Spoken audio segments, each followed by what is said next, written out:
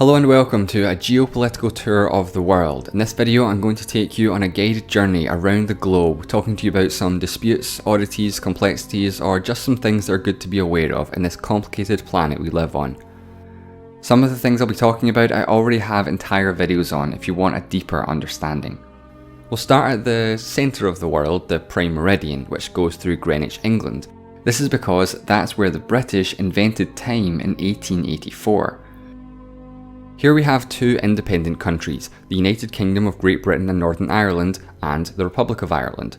The country of Ireland comprises the majority of the island of Ireland, while the northern part, called Northern Ireland, is one of the four constituent countries of the United Kingdom.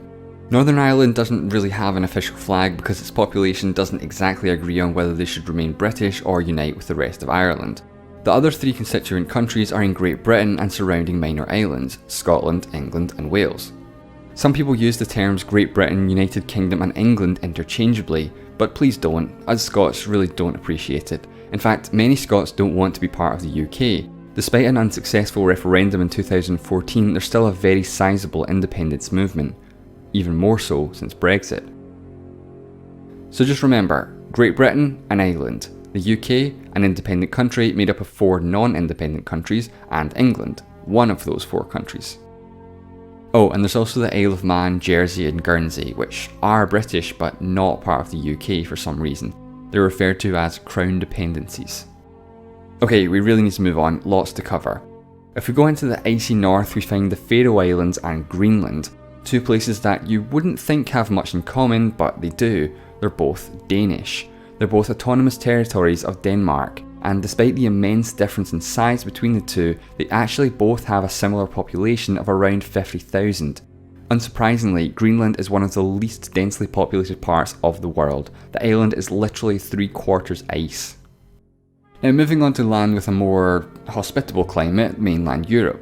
First thing to talk about is probably the European Union, an economic and political union of 27 European states. It used to be 28, but Brexit.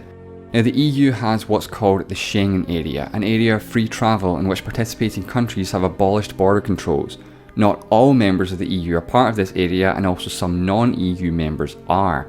Same with the Eurozone, a monetary union in which all countries use a shared currency, the euro.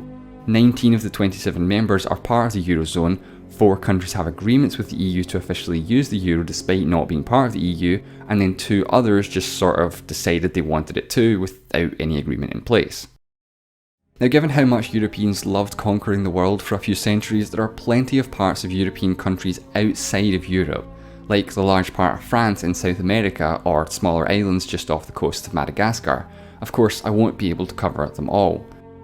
Just a quick mention about the Vatican City, which is considered a country, the smallest in the world, entirely surrounded by Italy, but is not a member of the United Nations, although it is an observer state. Okay, to Spain next. This region here is called Catalonia. It's one of the 17 autonomous communities of Spain.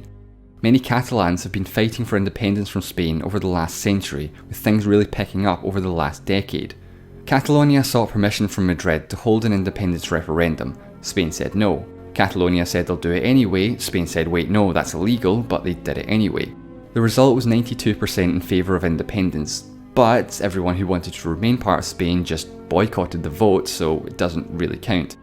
The president of Catalonia later declared independence. Sort of. It was all very confusing and nobody really knows what happened. Catalonia is still part of Spain though, and their former president is currently living in self-imposed exile in Belgium. On the southern coast of the Iberian Peninsula there's Gibraltar, an overseas British territory which was ceded from Spain about 300 years ago. And just across the Mediterranean there's a couple of parts of Africa that are still part of Spain. Alright, what's next? Ah yes, the Balkans. This is a part of Europe in which everyone hates each other. Probably the biggest point of contention is the self-declared, partially recognised state of Kosovo, or the autonomous Serbian province of Kosovo, depending on your viewpoint. The province declared its independence in 2008 after a war with Serbia a few years earlier, in which Kosovo received military support from NATO. The population of Kosovo is predominantly Albanian. As well as this, there was also the near 3-decade naming dispute between Greece and North Macedonia, as it's now called. Basically, Macedonia is a large geographic region, much of which is in Greece, and was named as such after an ancient Greek kingdom of Macedon. So Greece wasn't too happy in 1991 when their neighbour declared independence from Yugoslavia as the Republic of Macedonia. Due to Greek objections, the country was referred to as the former Yugoslav Republic of Macedonia in diplomatic organisations like the UN. After 28 years, the insanity was finally ended and the country was renamed the Republic of North Macedonia. But I'm pretty sure neither side was really happy with the outcome and they both still hate each other. On to Russia now. This is the Crimean Peninsula. It was annexed by Russia from Ukraine in 2014 after a referendum of questionable legitimacy. It was only actually part of Ukraine for about half a century since it was transferred to Ukraine while both were Soviet republics. Western governments and the UN do not recognise the annexation and still consider the peninsula to be part of Ukraine. Nothing has actually been done about it though. One more part of Russia that's good to be aware of is the small exclave here called the Kaliningrad Oblast. It was originally part of the German state of Prussia, but the Soviet Union claimed it after the Allies' victory in World War II, and then after the fall of the Soviet Union it became completely cut off from the rest of Russia.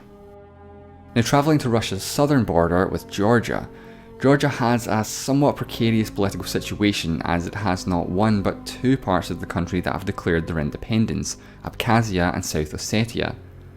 Both states have control over the areas they claim, however they very much lack international recognition.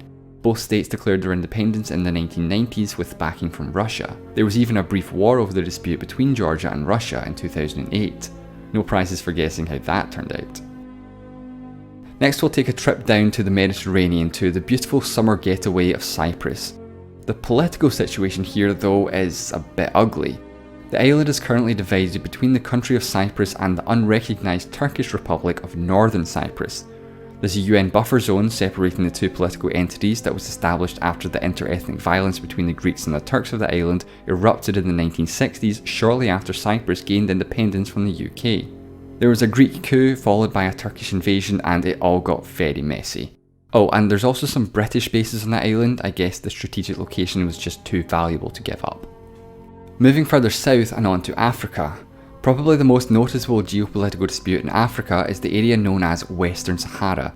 The region is claimed and mostly controlled by Morocco, but the region has also been proclaimed as the independent country of the Sahrawi Arab Democratic Republic by the indigenous rebel group the Polisario Front, which started off by fighting against Spanish colonial rule in the 1970s. In 1976, Spain just sort of noped out of the whole situation and divided the region between Morocco and another neighbouring country, Mauritania, who also claimed the region at the time, but not anymore. On the opposite coast of Africa we have Somaliland, which once again is a dispute caused by the Europeans. Somaliland was controlled by the British, while the rest of what is today the country of Somalia was controlled by Italy. In 1960, the two were joined to make a new independent country. Somaliland declared independence in 1991 and a civil war has been ongoing ever since. Now moving on to the Middle East.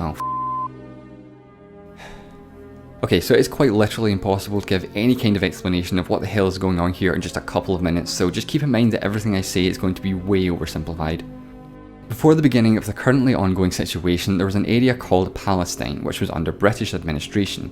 In 1948, the United Nations passed a resolution to partition the land between Jewish and Arab communities. The descendants of these Arab communities in this region and in refugee camps nearby are what we today call Palestinians. After the resolution was passed, the State of Israel was declared. This led to the first of several wars with its neighbours, in which Israel was often fighting against most or all of them at once. Territory in this region has bounced back and forth between different countries and organisations many times. Today, Israel is also in control of the Golan Heights, which it captured from Syria in 1967. Now, as well as Israel, we also have the State of Palestine, declared in 1988, which is a partially recognised state with observer status at the United Nations. Its claimed territory is the West Bank, in which an interim division agreement was reached with Israel in the 90s, as well as the Gaza Strip, which has actually been controlled by Hamas since 2007, a Palestinian political party and variously described as a terrorist organisation. Things are even more complicated in Jerusalem, an ancient city with profound significance to Jews, Muslims and Christians. The city is fully controlled by Israel but claimed by both groups as their capital, though with different parts of the city being claimed by each group. On top of all of this, there's also the issue of Israeli settlements, which we don't have time to get into and I'd really like to move on now, please. Staying in the Middle East, there's the situation in Syria, in which a devastating multi-sided civil war has been ongoing for nearly 10 years now. This began with a series of anti-government protests, part of a broader movement known as the Arab Spring, which was violently suppressed. The conflict is one of the bloodiest of the 21st century and has spilled over to several neighbouring countries. There's also the situation in Iraq. There is still ongoing conflict that stemmed from the US-led invasion in 2003 to topple the government of Saddam Hussein. With ISIS having mostly lost their territory in Iraq, the violence has continued in the form of an insurgency featuring several rebel groups. ISIS was defeated in the civil war with help from the Kurds, a distinct ethnic group in northern Iraq that is seeking independence. The people overwhelmingly voted in favour of independence, but the Iraqi government deemed the referendum illegal. Alright, let's move east of the Middle East and onto the Indian subcontinent, where we find the disputed region of Jammu and Kashmir. Basically, this area was a princely state of India while under British control, and in 1947, when India was divided into India and Pakistan, disagreements about which country to join caused conflict and a de facto partition of the region that remains unresolved to this day. Around here, there's also several territorial disputes between India and China along their extensive border, all of which are controlled by China. And speaking of China, there's plenty here to talk about too. We've got Tibet, Hong Kong, Taiwan, and probably much more we don't have time for. So, Tibet. Tibet is an autonomous region of the People's Republic of China. The Tibetan people are ethnically distinct from the Han Chinese majority, but the area has been under Chinese control for 300 years. However, when imperial rule in China came to an end with the fall of the Qing dynasty in 1912, Tibet experienced a few decades of de facto independence. This is when China became a republic for the first time. However, when a civil war broke out between the government and the communist rebellion, the communists won and proclaimed the People's Republic of China. The new communist government annexed Tibet in 1951, albeit with resistance from Tibet's 8,000 strong army. Now, that civil war that was won by the communists, the losing side, the Republic of China, didn't just disappear. In fact, this brings us on to our next stop, Taiwan.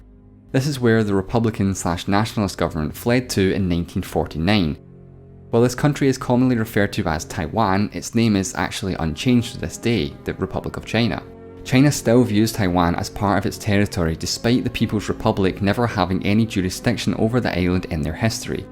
Taiwan has its own government, president, military, etc., and it's just like any other country in most ways.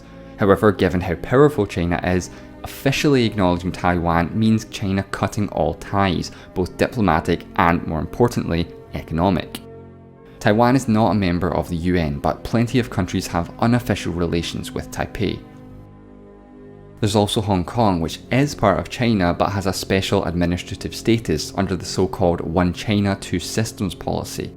Mass protests took place throughout much of 2019 when a controversial extradition bill was proposed. Even after the bill was withdrawn, protests continued for full democracy with a list of 5 demands. Protesters were often subject to police brutality and arrest. Hong Kong used to be British until 1997 when it was transferred back to China with a 50-year agreement that Hong Kong would not be subject to mainland China's economic system. Literally no one knows what will happen in 2047 when this agreement expires. Close by, there's also North and South Korea. Korea had been annexed by Japan in 1910, but with the Japanese defeat in World War II, the peninsula was to be temporarily divided.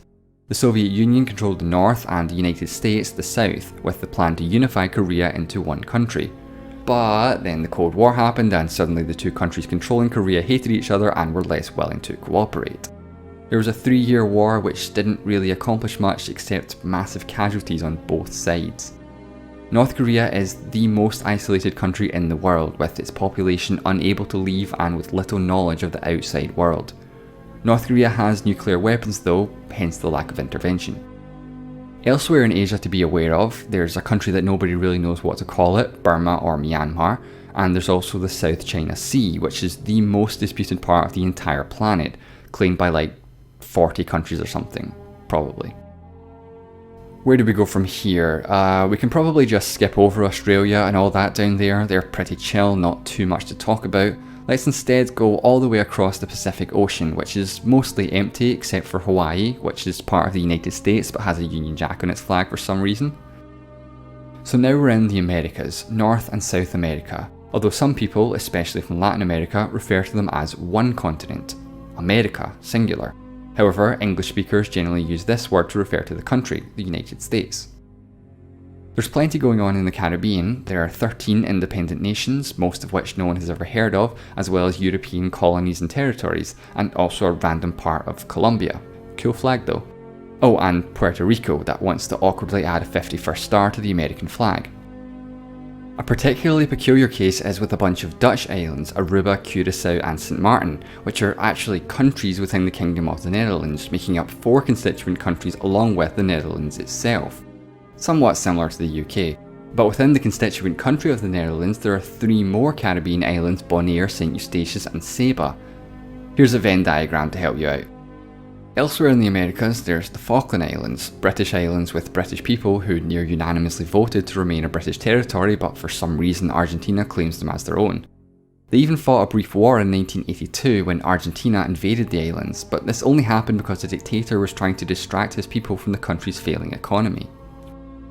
Let's see, what else? Well, there's Antarctica, which is mostly just ice and snow, but hey, it's land, so countries will try and stick a flag in it and claim it as their own, because why not at this point? There are various claims to the continent, some of which overlap, as well as some unclaimed land, but it's mostly irrelevant because of the Antarctic Treaty.